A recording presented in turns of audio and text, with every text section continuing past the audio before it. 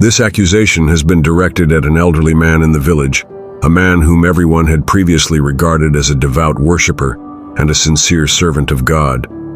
Allegedly, he attempted to molest his own daughter-in-law. The very individual to whom villagers once went for guidance and assistance is now the subject of their disdain. Is this claim true? Is it possible that beneath the old man's simplicity and goodness lies a monstrous nature? Or is there a deeper secret beyond the villagers' comprehension? Why did the entire village quiver with shock when the truth was revealed? In one corner of the village there lived an elderly man known for his honesty and humility. His name was Yusuf. As a woodcutter, Yusuf took pride in his self-respect and never begged from anyone. Each morning, he ventured into the forest to cut wood, which he then sold to support his family. His life was intertwined with worship. His daily routine included 5 prayers and the observance of Ramadan fasts. Yusuf had one aspiration for his son.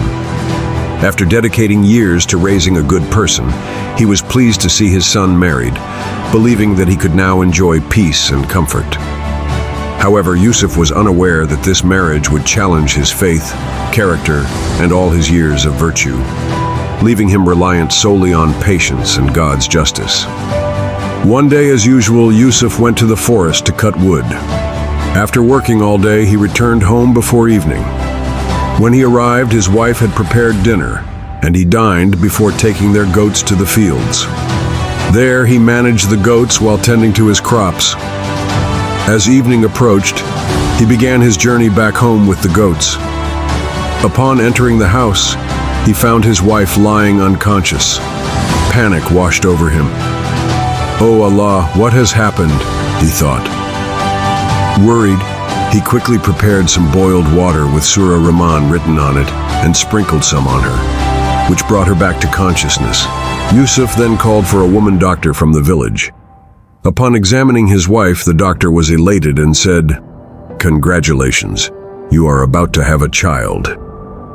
The joyful news seemed to heal all of Yusuf's wife's ailments, and for the first time in a long time, she danced with joy, celebrating the arrival of this blessing. Yusuf was overwhelmed with happiness and immediately fell in prostration, thanking Allah. To honor the occasion, he gifted the doctor a goat, saying, "Take this as a token of our gratitude. This news means the world to us." The doctor shared the good news throughout the village, showing that although Yusuf was poor, he had a wealthy heart, deserving of Allah's ongoing blessings. The villagers rejoiced with him, and his respect grew.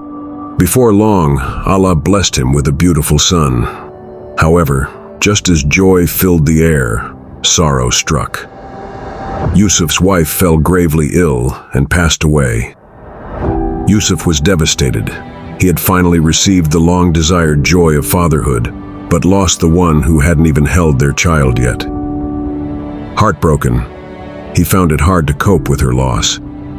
People urged him to remain strong for his son, reminding him that he was now all the child had. With time, Yusuf managed to channel his grief into love for his son. When he ventured into the forest to chop wood, he began taking the child with him. He would work while his son slept in the shade of a tree, and it became routine for him to bring the goats along. They would graze while Yusuf took care of his child. As time passed, Yusuf poured his heart into his son's upbringing, instilling values that reflected his own piety. "Son," he would say, "as I cut wood, you should tend to the goats and help with the farming.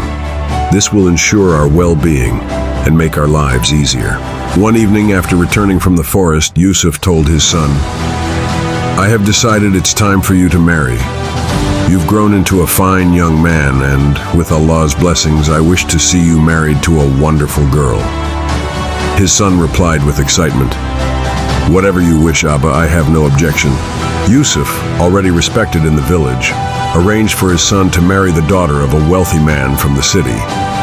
The girl was extraordinarily beautiful, and despite her privileged upbringing, was enamored with Yusuf's son, a kind and obedient young man. On her father's insistence, the marriage took place, and Yusuf rejoiced at his son's happiness, thanking Allah continually. However, he was unaware that the girl he had married for his son would ultimately create chaos in their lives. Initially optimistic, Yusuf hoped that everything would continue smoothly.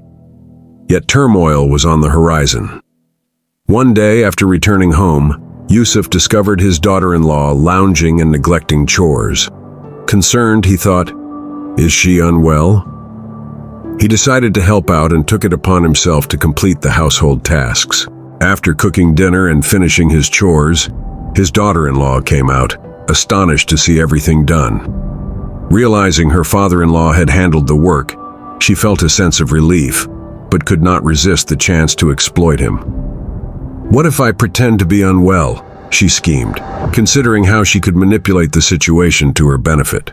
Sounding off days, her deception continued. She feigned illness while Yusuf quietly took care of all the chores, never complaining. Meanwhile, Yusuf's son would return in the evening to find his wife appearing fine, oblivious to her sinister antics. As Ramadan approached, Yusuf, a deeply religious man, eagerly anticipated the holy month. He fasted diligently, believing it was a time for mercy and reflection. Despite the exhaustion from labor and cooking, he remained committed to his prayers. However, his daughter-in-law grew increasingly intolerant of his piety and devotion. One day after fasting, as Yusuf rested post-prayer, his daughter-in-law confronted him with accusations, outraged that he had not done any work that day. She intrusively interrupted his prayers and berated him for his perceived negligence, demanding he get up and complete chores at that very moment. Yusuf, while trying to remain calm, explained, "Daughter, I am fasting and need a moment to regain my strength. I will finish the work shortly." But her demands grew louder, and she accused him of being lazy. The tension mounted as the days went on, and she plotted how she could undermine Yusuf further. Fuming with anger and disdain, she devised a plan to cast doubt on his character altogether. What ensued in the coming days would change their lives forever. One evening, as villagers gathered to share news, she began to scream, claiming her father-in-law had attempted to assault her when her husband was out. The villagers, once loyal to Yusuf, felt a wave of disbelief and outrage. Despite their established respect for him, fueled by the daughter-in-law's deceitful claims about her father-in-law, the villagers began turning against Yusuf.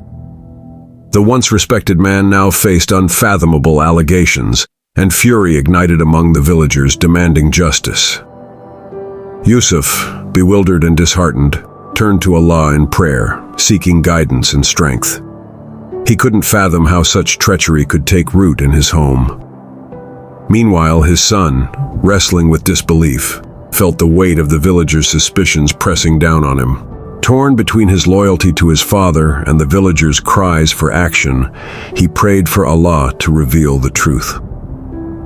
As accusations continued flying, justice mounted in the form of divine retribution. Allah, in His mercy, exposed the deception behind the daughter-in-law's claims, showcasing that there were consequences for sins committed. When Yusuf's son returned home, he was met with a scene that shook him to his core. There, in front of everyone, his wife appeared transformed, her lower body grotesquely altered while her face retained its human features, thus revealing her deceit. A donkey's cry escaped her lips, a punishment from Allah for her wickedness. The village was thrown into chaos as the truth broke. The same people who once doubted Yusuf's integrity now fell to their knees, recognizing their error. They begged for his forgiveness, their hearts heavy with remorse and shame for having believed the wicked woman. In the aftermath, the villagers acknowledged Yusuf as a servant of Allah, as he exemplified integrity and grace amidst attacks on his character. The once respected woman was cast away into the wilderness, and Yusuf's son learned a hard lesson about trust and loyalty. Finally, Yusuf was blessed anew. With love and gratitude, he continued his life, without the former deceit overshadowing his faith and honor. He arranged for his son to marry a pious girl, restoring joy and serenity to their lives. This story underscores the notion that Allah protects His faithful servants, ensuring that dishonesty and deceit never prevail against righteousness. The villagers' respect for Yusuf was rekindled, and they became a testament to the strength of faith in the face of adversity. If you enjoyed this story, please like and subscribe to our channel, and let us know your thoughts in the comments. Your feedback inspires us to create more such compelling narratives. Thank you.